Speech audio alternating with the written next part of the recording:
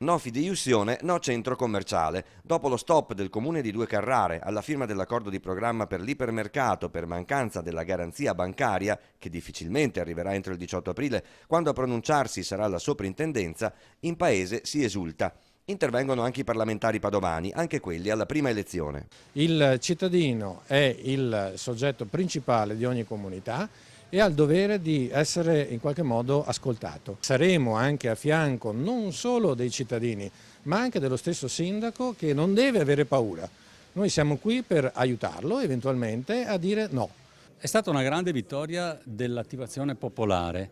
Il sindaco ancora oggi si è presentato con i pareri favorevoli all'approvazione della variante, malgrado mancasse un documento. Dobbiamo aspettare il 18 con la conclusione dell'iter del provvedimento della soprintendenza, che vogliamo veramente credere metta la parola fine. Meglio quindi restare con i piedi per terra fino al 18, quando la soprintendenza confermerà o meno il vincolo alla costruzione di edifici intorno al castello del Cataio.